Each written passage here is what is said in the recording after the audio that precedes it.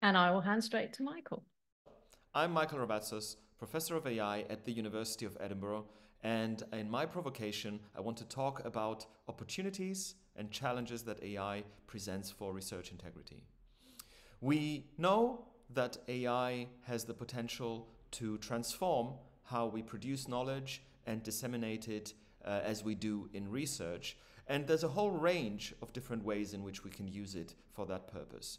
We can deploy AI algorithms to analyze large and unstructured amounts of data. We can use it to design and conduct experiments and analyze experimental data that we obtain. We can create new ways of automating different research workflows. This can range from analyzing research papers systematically all the way to automation in experiments and labs, where we can use robots and other devices to work hand in hand with researchers. And it's clear that we're probably standing at the threshold of a future where knowledge will be created more rapidly and where we can enhance the quality of our research and its benefits by using AI. However, on the other hand, there are a number of risks. One is that people can use AI to undermine research integrity and ethics. We are already seeing examples where people are using AI to create variations of their research papers and then, say, submit 5 versions of the same paper to different journals in the hope that one of those will get through peer review.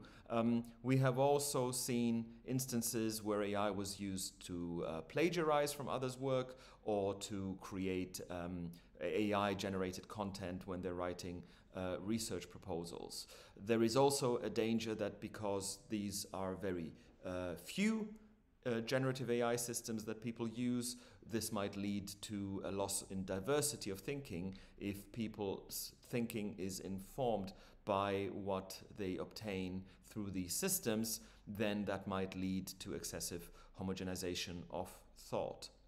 Now, universities, government bodies, higher education networks and funders are all thinking about this, and we are likely to see new legislation and regulation come in. And I think it's essential that as a sector and as institutions, we try to influence this legislation to make sure it works for us and is aligned with our culture and our mission in research. Now, the problems we found in recent work we did at my university to explore these challenges and opportunities are that on the one hand, we have many people who are trying to experiment with AI but find the guidance they can get and processes they need to follow lacking because they are simply not up to speed and they haven't been aligned to the requirements that we have for research integrity in the age of AI. We also find that many colleagues, depending on their discipline, may know very little about how they can use AI and may be anxious about how they might be using AI, and that they might also worry about the role of the human researcher in a world where AI is used in research contexts. So we must invest a lot of time and effort in educating people, and we must do this both internally and externally because the general public is, of course, equally concerned about whether it can trust what comes out of research and whether it's authentic or manipulated or influenced by specific vested interests. So I think the best approach to navigate these risks is to actually think of the adoption of AI in research as a research undertaking itself. There are risks that are hard to quantify, and the benefits can be clear in some areas but are less clear in others. So I think we should use our research capability and our research skills to explore this issue more systematically and scientifically. There's currently a lot of speculation and a lot of hype. So the one great thing that universities can contribute is to actually conduct rigorous research on this issue and thereby also guarantee their own future and survival in the world of AI. I hope you found this interesting and that it will generate some discussion later on in the event today. I hope I could be there at the event and wish you all the very best. Goodbye. Hello, everybody. My name is Anna Basiri. I'm the Director of Centre for Data Science and AI at the University of Glasgow. I'm very sorry that I cannot be with you. There are a lot of other events across the UK happening this week. And, at some point, we need to be able to clone ourselves to be in all the events that we really want to. So I'm here to talk a little about the research integrity and the aspects related to AI that we would like to put a bit more emphasis on and make sure that our research consider that, but also we consider the consequences and potentially maximizing the opportunities that they can brought to us. I think one of the aspects of AI integrity is to remind ourselves about one important aspect of machine learning AI and basically a statistic that we try to fit a model, find a pattern that is compatible with the majority of data. And most of our data fit within this pattern. And so we learn from that. But this is not how we function as a society. All the buildings and public transport are accessible, not because majority of people are on wheelchair. It's a very small percentage, according to the last census, that's only 3.5%. But we make these buildings and public transport and everything else accessible because for us, it doesn't matter to go on steps or a ramp. But for a person on a wheelchair, that's the matter of having a social life, a work life, and not having it. For them, the impact is huge. The role of government, the role of researcher, developer, is to make sure, yes, we serve the majority, but we also protect the most vulnerable people as well. And this is where AI is not necessarily very good at.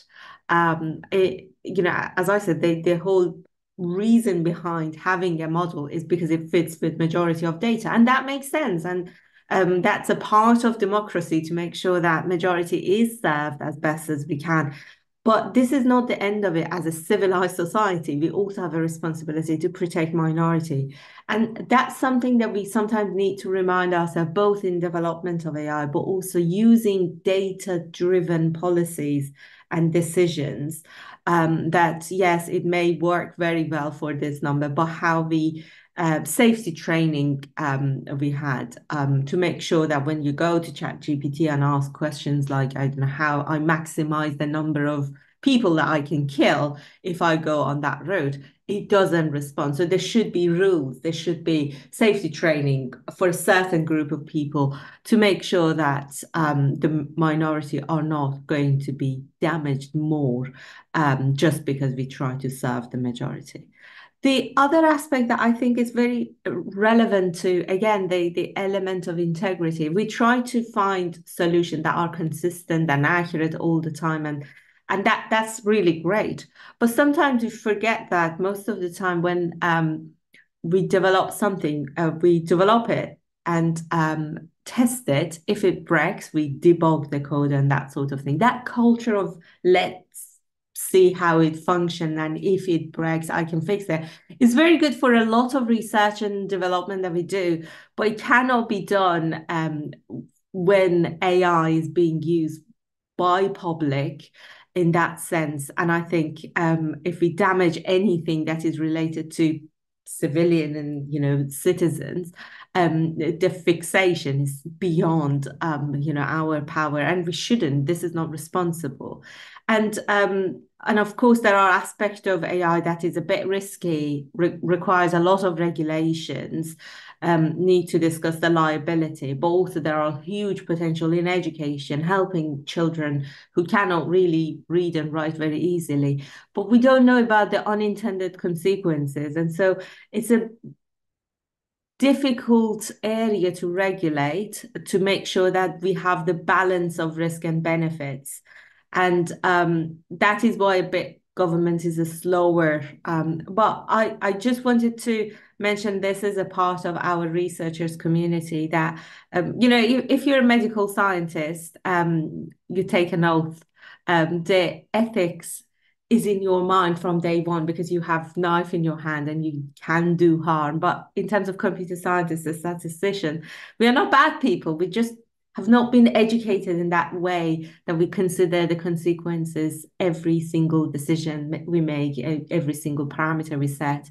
And I think that should be in our education. We should be also have some sort of skill set that we can communicate our result in such fast changing environment quite quickly ourselves. So I'm a very strong believer of both celebrity scientists that we should train in universities and data science literacy for public, for government, because this is how we can see the word in a kind of both extreme. So this is the kind of a wording of Anika in Safety exhibition, that she's really scared about, a robot feeding her dog.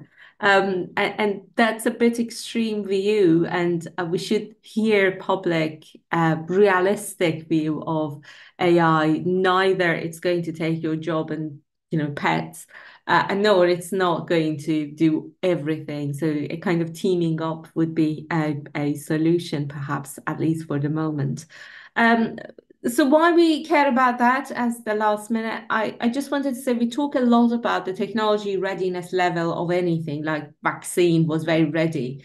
But when the public and society and policy are not there, it could be some resistance to take it. We remember at the time of vaccine, some people had a very odd reason for not getting vaccination. When the policy kicked in, society also got a bit better educated, and it worked very well. So bringing people, bringing the ecosystem together is always the solution. I just wanted to thank you all, and if you have any question, please email me. I would love to hear your views on what I share. Thank you.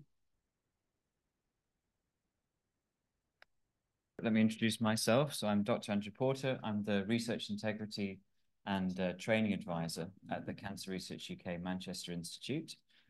I'm just slightly taller than the last speaker, so that's being adjusted. And I want to talk to you today about how we are trying to incorporate training and guidance around generative AI into our day-to-day activities in the Institute. So the way I see my role is to support well-trained and reflective researchers in performing reproducible, trustworthy, and knowledge-advancing research with integrity. And one of the big things that's come along the last 15 months or so is generative AI. I'm talking specifically about generative AI because there's lots of different AI models and tools. People are already using these in research. But Cancer Research UK defined generative AI as this novel type of AI that looks at patterns and structures in data, and it generates novel content. So that's text, images, and other media. And that's in response to prompts, so things that people are putting into the software. And we're almost at the point in terms of breakthrough into kind of public consciousness where I can put logos up and people will know what these are without the names. Microsoft Copilot is everywhere across Microsoft Office. ChatGPT, the poster child of these things, launched in November 2023, was really what broke through into kind of public consciousness. So it's a real space where people have got access to tools that just never really existed in a public sense before. And so researchers, students can suddenly generate huge amounts of content, search data. And if you've got a tool where you can put 2 sentences in and generate an essay level response, that starts to make people uneasy. And essentially universities, funders, and scientific publishers, their initial response was just to say no. So, early 2023, before, you know, the sense of this was, do not use generative AI. These were the sort of policies coming through from university libraries, publishers, etc. But for various reasons, that position just couldn't hold. People were already kind of moving with this. And so what's emerged in a very short space of time is a much more nuanced position. And I think this is typified by this statement from the Russell Group of Universities, where they talked about helping universities ensure students and staff are AI literate so they can capitalize on the opportunities provided and support ethical and responsible use, just as the two speakers before have been saying. And you can see how rapidly this is moving. So Nature did their postdoc survey, and in October last year, they added in this question about generative AI. And nearly a third of postdocs who responded to this said that they were using ChatGPT in their work. And of those, about a third said it had changed how they write papers. So that's a massive breakthrough for a new technology. This is moving really fast, and people are looking for guidance. They are starting to think about these questions. So how do we deliver that? So Cancer Research UK put out two documents, a policy and a guidance document, and they broke down these concerns into things going in and things coming out from the system. And this is the model that I've been trying to use. I think this is a helpful way of kind of breaking some of these questions down. So talking about problems coming out, we often talk about the way the models have been trained. You know, they ingested kind of internet level amounts of text and images. And so there are questions about copyright and plagiarism. As has been discussed already, there are questions around bias, discrimination, prejudice. You know, these have taken on board all of the text, you know, that people have written over decades. And so people have to be careful about what's coming out, checking it and being thorough. And they may just be wrong. You know, you can see something that looks like a perfectly plausible citation to a scientific paper, and all the algorithm has done is just word by word generated a title and author names and a name of a journal and a date, and it's complete fabrication. So there is, you know, a checking that people need to do, and this is starting to kind of come through into the consciousness. In terms of things going in, they're not necessarily private, so there are concerns about whether this is being used to train the models. And although this is kind of stabilizing, there are newer models that you can run offline. There are new privacy settings that are coming through in kind of a professional space. There are still questions here, and particularly where people are handling data that's from other people, so grant applications, reviewing papers, there are questions about compromising confidentiality. So we think that's something that's important to know. And around this, there are kind of these wider ethical concerns, and two that I kind of try and highlight when we do training. One is just the high energy demand, the high water use for the data processing centers. And a lot of this is hidden from the end user. You know, often you're not paying anything or paying very little to access these technologies. And there are some really big concerns about the sustainability and the energy use. Underneath them as well, there are questions that have been in the wider press around the labor and the structural systems used to train the models. So often very low paid people who are having to moderate and check through this data. So there are sort of ethical questions that are around, should you even be using it in the first place? So we've been trying to map these things onto this sort of continuum, if you like, of research integrity. And there are some easy wins that people get very quickly. You know, if you use it to generate or fabricate a paper, that's clearly falling foul of research misconduct, fabrication, falsification practices. If you get it to ghostwrite the introduction to a PhD thesis, we can very obviously say that that's a problem. On the positive side, many platforms like are introducing editorial policies or publishers to say, if you use this as sort of a basic author support tool, you know, you're refining your own text, you're reducing your word count, and you're still responsible for it, and you're declaring it, that's kind of the direction these things are going in a sort of positive use. But there are lots of questions in between, and there's a lot of nuance here. And so we try and address these by sort of introducing training, support, and having this positive research culture where people can ask questions of each other, learn from each other, and we're all kind of moving in the right direction. So we're trying to support appropriate use of generative AI in research at the Institute, thinking particularly for students and researchers. There's lots of overlapping areas of activity, coding, writing, but some specific ones, you know, students writing thesis, for instance. And so underneath this, there's this emerging kind of layer of support structures. So guidance and policies, editorial codes from publishers are coming through. And so in the middle, we're kind of holding this idea that we need this training in best practice because there's a lot here for people to assimilate. So we're doing this through a kind of multi-layered approach. So on the top level, we've been doing some seminars. So this seems like a useful way, you know, like today, we can kind of communicate big ideas. We can kind of get the sort of, this is how AI is working, sort of big picture kind of things. And that seems to be a useful way of giving content at scale. Also within those, trying to kind of sort of drill down and think quite specifically, you know, how might people actually be doing this? So for instance, I talk about record keeping. I'm advising people, for instance, if they're using generative AI, you know, keep that original copy, keep track of your edits, you know, then you've got something. If your work is challenged, you can kind of go through step by step and say, this is what I put in, these were my prompts, these were the edits, this was my thing at the end. And actually, that's just good research practice in a way. And lots of people have got a model, you know, of where they're keeping track of their changes anyway. And we can point people to things like the resources from the UK Rio website. So there are things out there, that's kind of top level. So that's a kind of useful way.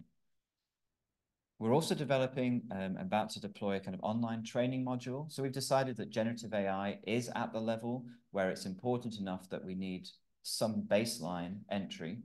So the idea here is this will be an online training module that sits alongside kind of data protection training, for instance. It gives people an opportunity to see a little bit about the background, kind of do self-guided learning and go through about the policies and the sort of the key sort of take-home messages, if you like. So the course we've designed for the Institute is around using generative AI with integrity. And we've got content on, so we take people through step by step. This is the CRUK policy. Here are some tips on avoiding plagiarism when writing, and here's how you can apply the principles from the Research Concordat. And this has got little interactive bits in it. The idea is we roll it out across the Institute in the next few months. Everybody gets an opportunity to kind of get sort of day one hands-on with this, and then we'll just add it to our induction. So everyone will do this as part of their starter training. I've had a lot of positive conversations with people. So a lot of this is just happening through chats. People will email me. You know, you start talking about this stuff, people will say, oh, did you see this? You know, this is really breaking through into the national press. People are seeing things on social media. I'm learning things there. We're having these conversations. So just that being visible as a kind of marker, if you like, as somewhere for people to come to has been really helpful. And then the final part of the puzzle is to do kind of hands-on workshops. So when I was trying to learn at least enough to be able to talk to people about these things, I did some activities from the University of Manchester, and some of the ones that were most helpful were some online workshops where we could get sort of hands-on with these tools. And, you know, the picture in my mind was, okay, we can do seminars, we can do kind of online training, but let's just get people together in a room and we'll go through some practical things together and we'll have discussions and we'll do this. And this seemed like the best way to invest my kind of in-person time. So my aims really were to show people what are the processes, you know, how does it work? Have people come to these seminars who've never used a generative AI tool before. So we set them up with an account and, you know, they can just for the first time kind of get hands-on with it. It's to kind of spark the thinking about the possibilities. Where could you use this in your work? Here's an example of where one person's doing it. You have a try, go away and think about whether that's something that's useful to you. But people also get to see the pitfalls. And I think this is really a very valuable way of doing it, because as soon as people have a self-guided experience, you know, hands-on, they see a problem, that has a real impact. And coming to the seminar, coming to these workshops, we've had people who've never used generative AI before, and we've had some experienced users. So the way that I've designed them is we sort of do a brief sort of starter introduction and then split people in the room. So, you know, one side of the room get a guided handout, they can kind of work through those activities, because even the experienced people might pick up some useful bits there. And I want them in the room to have the conversations with the new users as well. And then for the new users, we just go step by step. Literally, here's a prompt, type it in. What did it generate? Here's the next bit. Let's have a chat about it. I'll show some examples on the screen. You know, we compare and contrast. Even from the same prompt, people start to say, oh yeah, it generated different things, or yours worked differently, or these sorts of things. And then at the end, we can have a discussion and a bit of a showcase. So one of the trainings on programming, we designed a little interactive research engagement app that was sort of the output. And at the end, people could kind of, you know, show what they've made in 2 hours and get an idea of what could be done. So as I say, there are these statements that are coming, and they often have this form, again, going back to the CRUK policy, getting people to engage with and benefit from the opportunities and protect against the issues. And I think these workshops, early days, but I think they are showing signs that this is happening. So I asked people at the end what they've learned, and you know, some people are saying, yeah, it's simpler to use than I thought, it's more accessible than I thought. One person said that they've learned how powerful it was, and they're now wondering if they can use it to solve a research problem. People are seeing opportunities, everyday tasks like writing emails. And somebody else said, with a bit of time invested to understand the process better, the benefits could be huge. So people are seeing those opportunities, but they're also seeing some of the limitations. You know, they're realizing, okay, I need to be careful. And somebody said, I didn't realize until today how wrong it could get the answers, and it made me more cautious. And somebody else said, I could see the limitations straight away. So I think when people get hands-on with it, even in a relatively simple way, it just embeds those kind of top-level messages. And people are feeling more confident using it. And yeah, they're reporting that they've got a better understanding of the strengths and weaknesses. So I think these kind of are good opportunities to do that. And we'll keep going with those. What I also hope, just as a final thought, is that people might learn when not to use generative AI.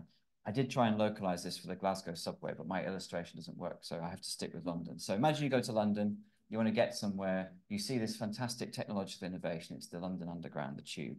You know, you want to get from Knightsbridge to Sloane Square, so you jump on the Piccadilly line, you change at South Kensington, jump on the District line, head off to Sloane Square, and you've done it. So you've used the technology, it's got you where you wanted, you've achieved your plans.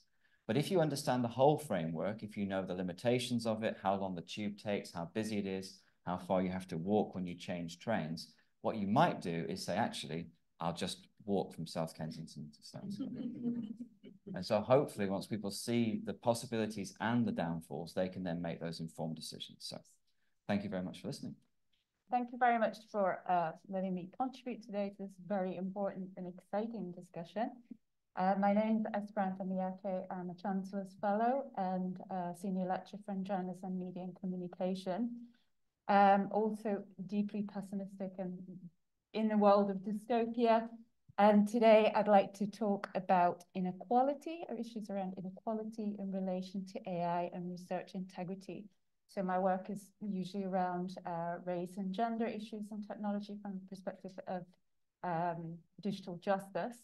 So before I begin, just to caveat, so I come from a digital humanities perspective. So in terms of deep mechanical aspects of AI, I'm less familiar, but I've come, as I said, for me, it's about thinking about societal inequality.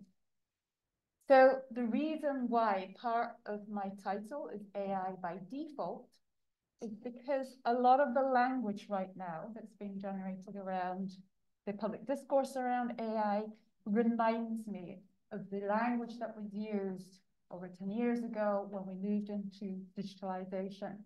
So words like transformational, innovative, collaborative, time saving, cost cutting, it's for everyone.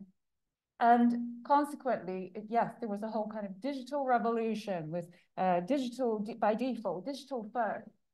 But within that sort of celebration, there were also a lot of new societal inequalities and existing ones that were exacerbated. And I find that the same sort of debates are embedded within this new AI revolution. And so I used it as a starting point to think about how AI, try not move around so much, how AI is complicating some of these existing debates and issues around inequality. So just out of many topics today that I could focus on, I'm going to focus on three. The previous speakers have already highlighted some of these. So today, for me, as I was thinking about literacy, bias, and rights. So these were all existing 10, 15 years ago, even more around a digital transformation. And I see this happening with AI. And I'd like to map this on to the guiding principles, the Concordat. Okay, so the first one is about AI literacy. So the reason why I picked on this is because back to the idea of digital by default, when everything moved towards digitalization, there was a lot of debate about the digital divide and there is going to be inequalities because some people will be more digitally literate than others. And of course, as the previous speakers have already highlighted, there is an issue with AI literacy. Now, I'm part of Ofcom's Making Sense of Media group, and we often refer to Ofcom's definition of media literacy. And I think it's a useful starting point in terms of thinking about what AI literacy could mean. So the definition is the ability to use, understand, and create media communication. So the ability to use, understand, and create AI-generated content. So there's slightly different aspects of AI literacy there. And we can already see in terms of discipline and where funding is going, at the moment, there's already a bit of a disparity. Some disciplines use AI naturally or are investigating AI, whereas other disciplines don't. So there's immediately already within academia a slight gap. And this is where training like Andrew's, we need more of that. But there's people who are already lagging behind certain disciplines and certain research areas. So it's about thinking about those. Also, actually, this same Ofcom group have published very recently a report on AI, so it's worth looking at. But one of the issues, obviously, it's already been highlighted earlier about the reliability of this, disinformation, misinformation, synthetic media, hallucinations. And one of the papers that I referred to, and I checked this out, even those who should be AI literate or are more likely to be AI literate are still fooled by AI. So one of Casal and Chancellor did an experiment where they got linguistic experts to see whether they can identify AI-generated research abstracts, and only 38.9% could identify it. That's kind of scary. So even those who are AI literate, they need more training. We all need training. And I think this, in terms of the principles, it has issues on academic rigor, even honesty. Even if we think we're honestly understanding AI, it might not be the case. We're being fooled. So these are some implications around research integrity. So bias, this is something a favorite topic of mine, much to the exasperation of my colleagues, and I hope I don't despair you now with it, but I do talk a lot about bias. So we all know that all our research, AI or not, is always going to be biased in some way. We try to minimize the bias, but it's always going to be there, right? So there's a human kind of element to this bias. So whether it's bias research, so in terms of bias prompts, bias language, bias criteria, it's inherent in us because humans we're biased. Also, AI inherently by nature relies on certain bias. I think one of the speakers before mentioned about the majority and the minority, but it relies on majority, on big data logic. Also, it relies on open, accessible data out there that you can teach the AI. And also it relies on digitalized data. So some old ancient manuscript in a library that's not been digitalized, the AI isn't going to learn that. So AI is inherently biased in that kind of, by nature. Now it's when human bias, AI bias aligns with societal biases, that's when the problem really starts to arise, and we need to be careful. So what happens when knowledge is, because of AI and these sort of human and AI bias, there's issues of over-representation, under-representation. So back to what I mentioned about some script and a library that's not been digitalized. There will be certain erasure of voices. What knowledges are being erased because of AI? What knowledges are being highlighted because of AI? What normativities are being propagated because of AI? So the reason I put the quote there from Sauss's idea of decoloniality, I'm sure you all know there's massive efforts around decolonizing academia, decolonizing curriculum, decolonizing knowledge. But what would AI do in a moment where certain knowledges are being ignored or certain knowledges are being valued over others? I also included predictive, because when AI is used predictively, what will that do in terms of imposing certain existing normative ideals in terms of research direction? So I could keep going about bias all day, so I'll stop now about bias. But these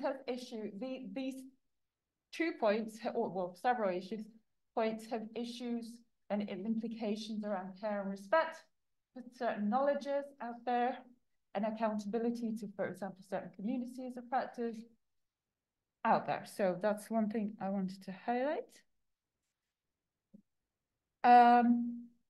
Right, so the third section is about rights. So I'm sure you're aware out there of some of the debates around the how AI complicates or creates gray areas around intellectual property and copyright. So what does this mean in terms of authorship and things like patents, attribution? In a world where there's already in academia issues around attribution, how much labor someone does and whether they're credited or not, and that's often unequal in the sense that it might be gendered, racialized, it could do with age, experience. These things are already unfair. So I can already start to see that AI will complicate these issues because it's less easy to say, well, I did this much amount of work, or actually, AI, well, yeah, I'm sure AI didn't do it all for you. You know, that kind of attribution will be difficult. So that's an area. I think it was Andrew, you mentioned about the exploitation of labor, but this is one, again, I'd like to think about in terms of AI coloniality. So it's about the tools we use. So I'm sure, I don't know if you might have heard about this already, but OpenAI, those behind ChatGPT, outsourced the data labeling to Kenya. So some underpaid workers had to troll through hours and hours of toxic content, child abuse, sexual violence, to label it as this is toxic, so it can't be used for ChatGPT. For those people in the West, the global North, using this to make it safe for them, new workers go through toxic content, and basically they were traumatized, they had psychological issues, they weren't paid. So it's just something I wanted to highlight, that ethical AI might not necessarily be so ethical. And the third point, in terms of rights, and this is another thing that I like to just kind of rant on about for a while, but it's related to issues around data and surveillance, and those sorts of the issues around data rights. So I'm now thinking not just our research data, but also data, metadata of us as researchers. So the prompts we put, you know, we might have institutional protection, but they still are on corporate platforms. So Microsoft's Copilot is a perfect example, right? So I looked at Copilot, and the terms and conditions, the small print I was there with a magnifying glass. They say they don't store your prompts, but it does have a thing like, unless you opt out, these little sneaky things.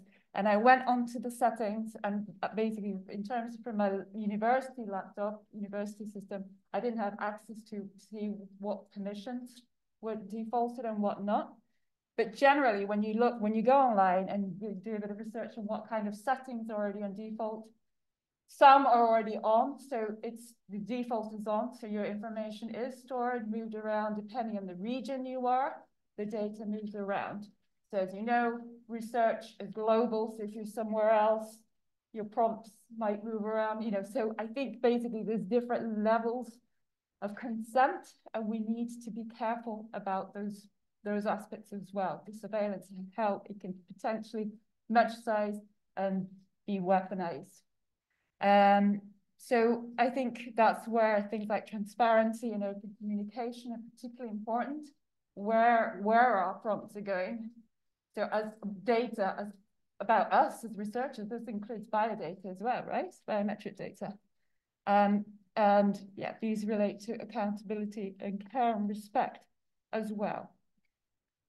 And I think that's probably about 15 minutes, I'll stop. But I just wanted to also point towards, I'm sure some of you have seen that, but the 5 principles are quite useful. I'll just leave it there. And I think that's it. So thank you very much for listening to me rant. As Inka said before, the whole AI story did not start yesterday. Okay, so actually, some of you might be surprised that the AI is only a slightly younger than computer science. So the first functioning AI was built in 1956. So it is not that new. Yes, it became much more popular in the everyday life recently, but it is not so new. And I'm not so new in that world either. So I have been involved in AI work for 25 years. I was building AI solutions as practitioner and so on. So then as a scholar, I was studying human knowledge. So I interviewed some Nobel Prize winning scientists to figure out how they think and learn and so on. And obviously, as the whole newest AI hype started, I had some things to say about this. And I brought together these two aspects of my previous work. So one of the things that we have done recently with a doctoral student of mine is that we have asked some dermatologists when they are doing a cancer diagnosis, specifically melanoma diagnosis, how they use or would like to use AI. So it is important that it's a very specific type of work. It is also research type work. And the reason that I'm talking about this is that there is no such thing as how people use AI, okay? So in this very specific area, we have found that there are 3 very distinct ways of how people would like to use AI. One was to use it as a tool. What it means, you tell the AI to process some large amount of data to try to identify certain patterns and so on. So basically, it is a tool as any other tool. It is very powerful. The second is if you want to use it as an assistant, what it means, you know, as a good assistant, you did not even think of what you need and it is already prepared for you. It is not only about the data that is being processed, not only about the research task, it is as much as about you. So basically your AI learns all sorts of things of how you like things done, and that happens. But the most interesting is, and please consider these as metaphors, so I don't attribute any sort of good assistant parameters to AI. And the third one is to use it as a peer, what that means. So basically it is about consulting AI, in this case about diagnosis. Why would that make sense? It is actually 2 very different groups who want to use it this way. On the one hand, the novices, the least experienced diagnosticians who don't trust themselves enough. They want to rely on AI a little bit more. And, you know, they will trust their own judgment more if it is aligned with AI. But the most experienced were the other group. And that's very interesting. What they want, they say that, you know, if I have an AI that will scrutinize my diagnosis according to everything that we know, then I can be more imaginative, more free in my own diagnosis. So I can be more creative. You know, I can be not so well behaved because I know that it will be checked against everything. And of course, it is melanoma diagnosis. So if there is a smallest chance that it is cancer, they will cut and do the traditional like checks. However, if not necessary, then it is a great saver. But you need to be sure that it is not necessary. Anyway, so I take these 3 roles and I don't say that there are no other ways of using AI. It is just that these are 3 types of using AI that I certainly see happening in research. This is not only about generative AI, but it can be in some ways about generative AI as well. And what I was trying to do is to put across these 3 types of using AI with those criteria or those dimensions that we had about integrity. So if you look at honesty, It will not change if you use it as a tool. However, if you use it as an assistant, if it gives you all sorts of prompts, then can you even be sure where your idea was coming from? Whether you came up with it or it was prompted by something that your AI prepared. How about the goals of the research? If it scanned the research landscape, maybe you are doing that research because everyone else is doing that same kind of thing. If you are working with AI as a peer, would you have kept the same ideas if you were not using AI? Could you go even that free? So, you know, this is actually a possible great improvement, that you are more free when you are figuring out which way your research will go.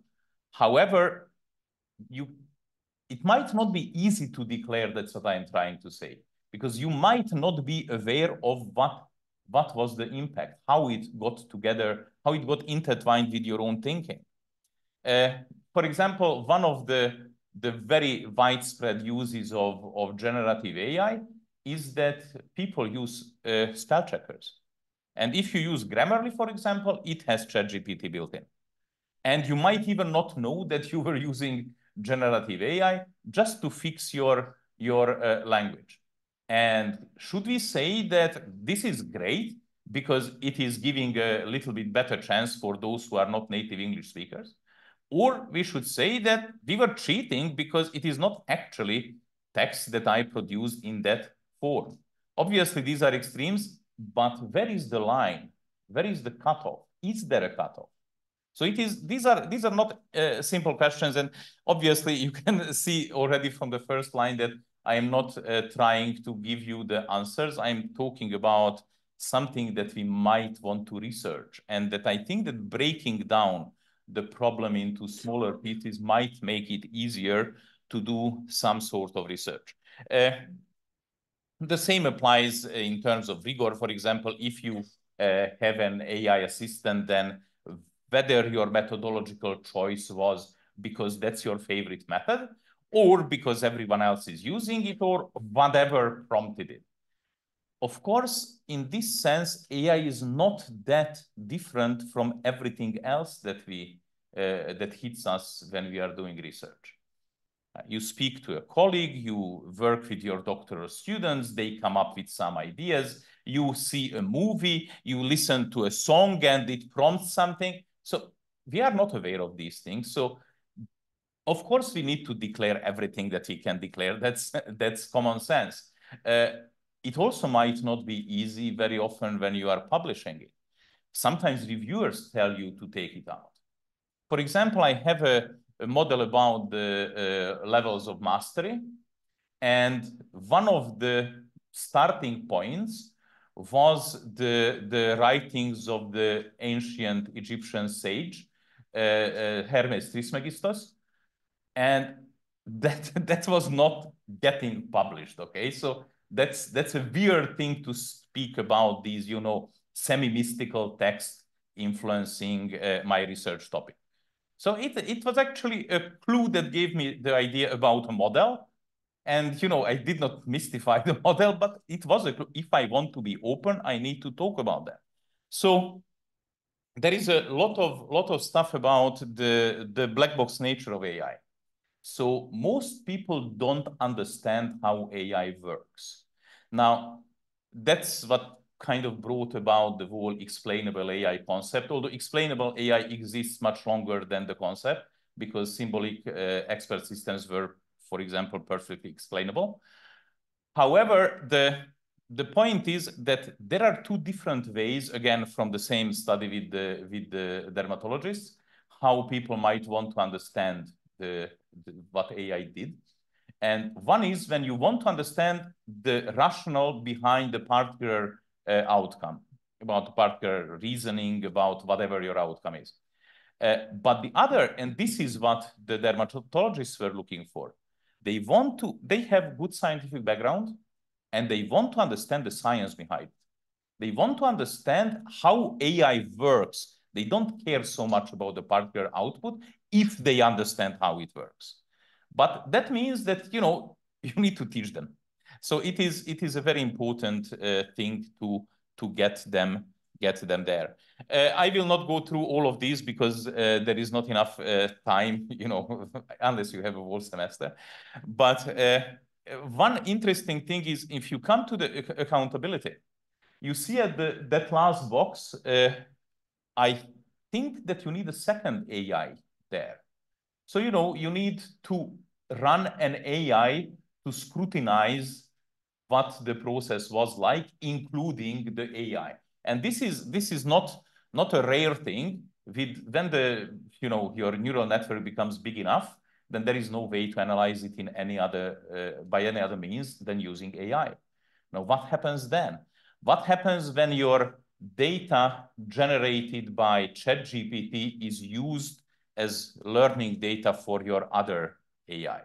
That's a scary thought because, you know, synthetic data are very, very problematic unless it is coming from that type of hard science where we can actually legitimately generate that kind of data. But when I am coming from a business school background, so in my world, the synthetic data would be insane. And the problem is that we cannot do what Anna suggested, that, you know, we need to not allow it to answer the question like how I maximize the killing on a particular road. The problem is that we can do this only if we can identify every single possible instance of what can go wrong. And that's not possible because there is an infinite number. I was at the World Science Festival in New York a few years ago, and Jan LeCun was showing how they built a little AI-driven race car. And, you know, there was a race course and it was going around. Well, it was supposed to. Unfortunately, as it started, it went straight into the concrete wall. Why? Because it is a common sense for the driver not to try to go through the concrete wall. Therefore, this was not programmed into the AI. Okay, that, you know, going through concrete walls is not a good idea. Now, we cannot think of everything, okay? And that is the big point, that unless this is everywhere, okay? So we cannot have all the options, and that's why it is, I think, very important to look at the human and social studies where we are used to that we are making decisions without knowing all options and all consequences of all options. So what it is that we know at this time? Integrity is not about AI. It is the researcher who either has or does not have integrity. I came up with this for some time ago, that AI was an amplifier. The first how I used it is that AI will not make you smarter by adding knowledge to what you have. It will amplify what you have. If you are smart, it will amplify that. If you happen to be an idiot, it will amplify that as well. And that's what makes it dangerous. It was very well received in January at the Higgs conference when I applied the same thought in ethics. And I told them that we don't actually have AI ethics problems at all. We have fundamental ethics problems, and AI is amplifying them. And that's a very different way of looking at it, okay? So obviously, the big question is, should we AI it or not AI it? What do we do about that? You know, it can bring so many advantages. When we regulate it the way that it kind of does more damage, I mean the regulation, than going ahead and probably making mistakes. When I conducted this research with the Nobel laureates, if the current research ethics regulations were in place, I could not get these interviews done because they would not read through all the information sheets and consent forms and sign and whatever in order to be allowed to talk to me. They either talk to me or not, and they say, deal with it. So these are very difficult questions. Do you like this cat? It's a nice cat. It is an AI-generated cat, imagine that. I could not distinguish it from a real one. That's, again, a scary thought. I think that there is one thing at this time that we can do about this, and it is to change our language. We talk since, I don't know, like late 20th century, we talk about ourselves very often in computer terms. We are generating a model and we are teaching you information, nonsense. And yet we talk about AI in human terms. We are collaborating with AI. We are, I don't know, AI is creating pieces of art and so on. Try to distinguish this. Authentic AI is not a better fake human. Authentic AI is like AI, not like human. Thank you. That's all for today.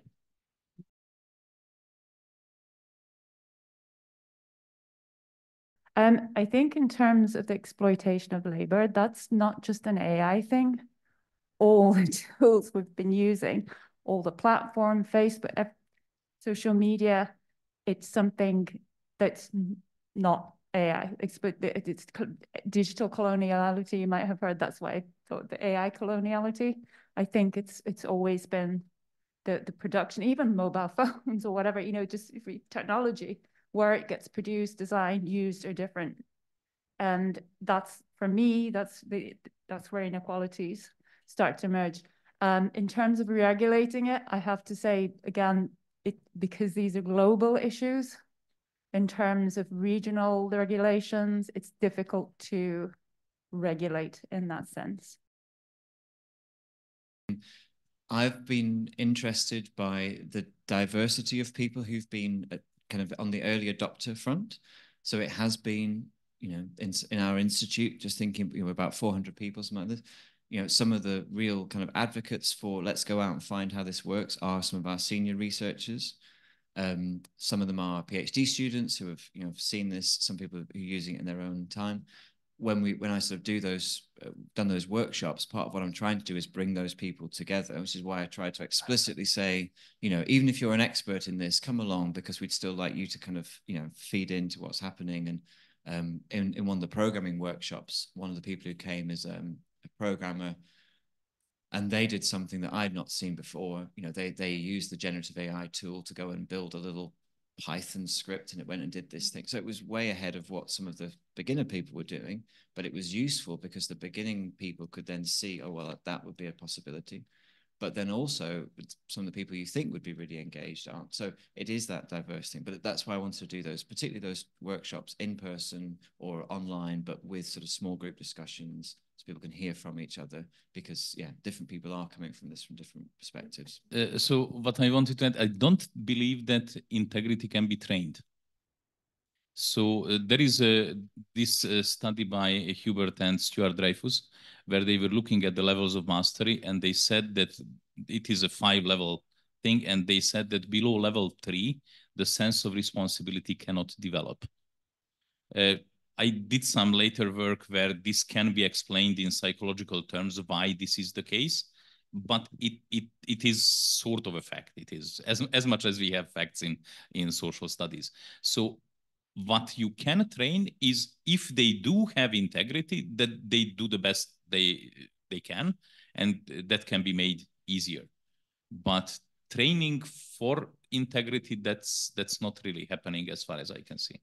So we have a question from our online audience about the aspect of copyright in the context of ethical use of generative AI.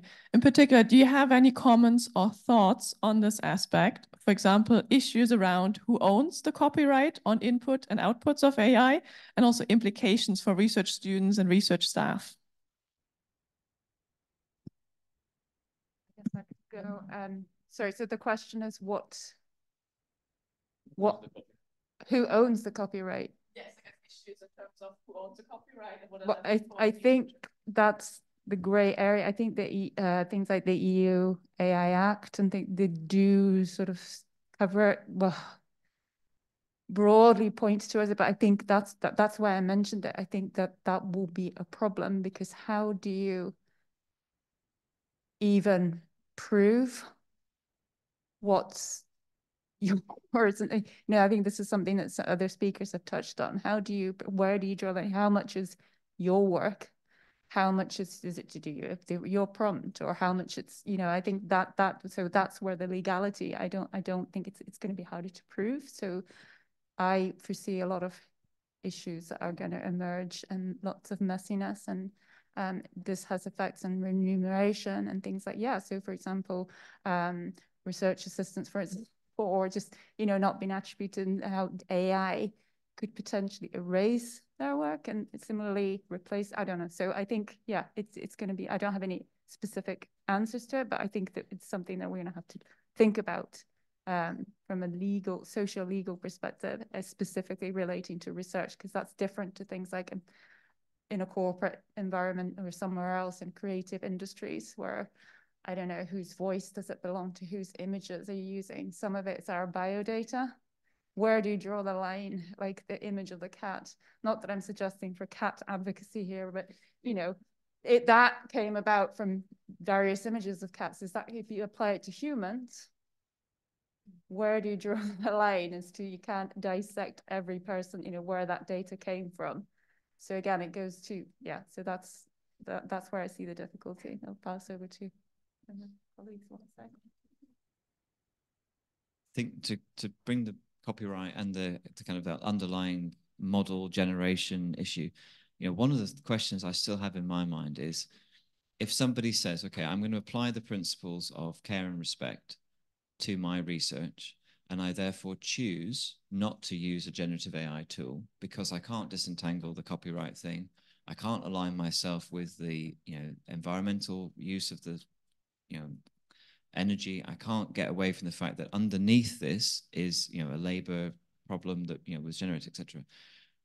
Can we support that person in their continuing research because they've chosen to act ethically? And I think I'd like to be in a position where we can frame that so each person is using their own integrity to make that judgment about the seriousness of the question that they're asking, about the the use of it, and we can look at other kind of models. I think outside of AI, in medicine, we use things. Some drugs, if you use it wrongly, obviously that becomes an addictive substance, and people can become addicted to it. If you use it correctly in medicine, it can be used to treat a particular disease. We don't say never use the drug. We say just use it in a controlled way. What I would love is if in a year's time, some other company has developed a better model where they've sought permission from, for the generative AI, they've sought permission from everybody, they've built their model, and then we can say, okay, here's your ethical model, here's your fair trade option. But that doesn't seem to be there at the moment. And I do worry that a lot of what this conversation is and the speed at which it's happening is being driven by the companies themselves who are behind this, and the other companies who've hitched their wagons to this and are the researchers, who are just sort of looking to process their tasks, do their research, using it day to day. Are they being sort of pulled into something without really thinking about it?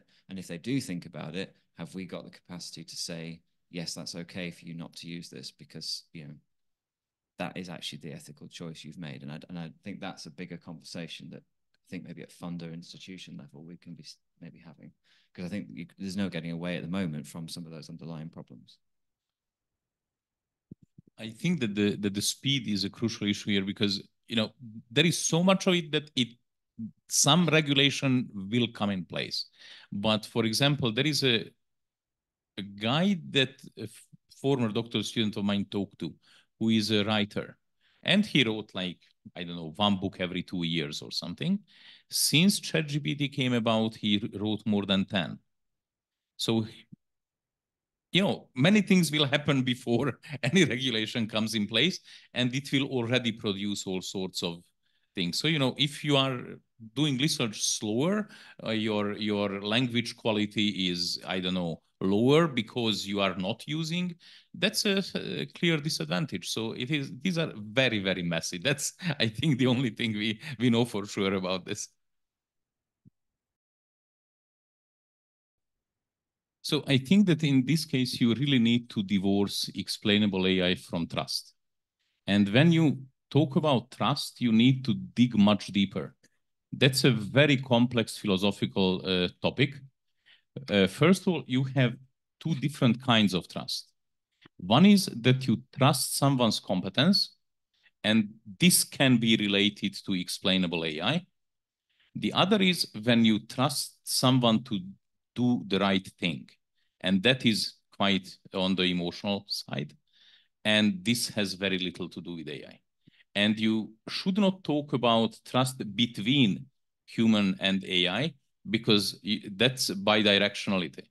It means that you are also talking about AI trusting you, what it even means. So AI trusting something, we cannot even conceptualize it. This is why I am insisting on clarifying the language.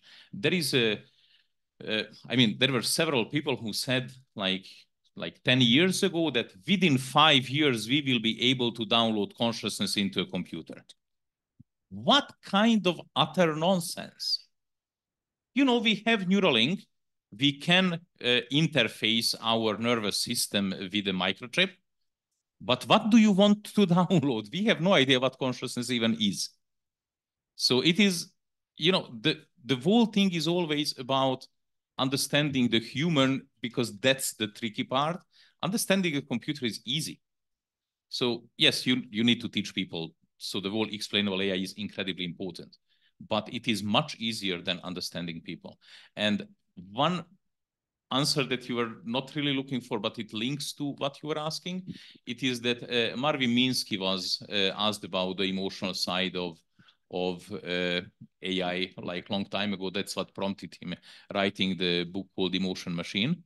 And he said that it is not the question whether a thinking machine would have emotions.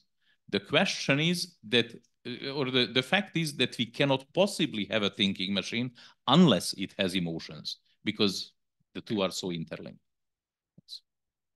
Can I just quickly add something or ask or comment? In terms of emotion, this is something I've been thinking about in AI, particularly because it actually goes back to what you said about we need a new language. We need to stop thinking of AI in terms of like a human. But I think, can we as humans do that? Because I'm thinking of incidents. I'm sure you know that people falling in love with AI because AI is so tailored, or can be as much as homogenous and majority is. It can be deeply individualized. So there's cases of people, actual new psychological problems emerging because of this kind of the affect. So it's not really, I suppose, I don't know. I don't think these are new. I have heard people falling in love with their cats.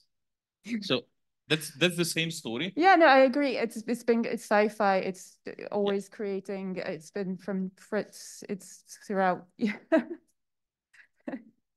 was just going to say, I think that's a really helpful point about the language, because I really struggle when I talk about these things. And I sometimes say to people, I'm going to use this word, but it doesn't really mean what I'm saying it as. So I'm going to go away and think about those. I just say, when one of the students, when we were doing some of the workshops, he was like, you keep saying please and thank you in your prompts. He said, but the evidence suggests that it works less well. It looks, take those out, just give it as a direct command. I was like, yeah, but in the future, right, I'm going to have a good record with these things, because... If we can come to one more online question. That's about the, I guess, discipline-specific approaches in relation to using AI. So, for example, are there any caveats for using generative AI in arts and humanities or social sciences compared to STEM subjects? For example, we're thinking about using it to analyze images or text.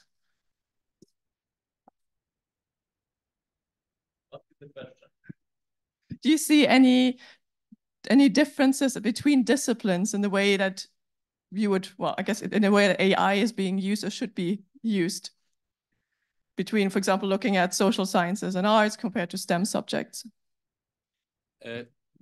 Maybe it is like too early to say. Okay, so see, I was for a long time distinguishing between science and arts, and then I have met top scientists and they do arts. Then I was thinking between like arts and engineering, and then I have met some R&D engineers, design engineers who were doing art. So no, actually take the art part, that will apply everywhere.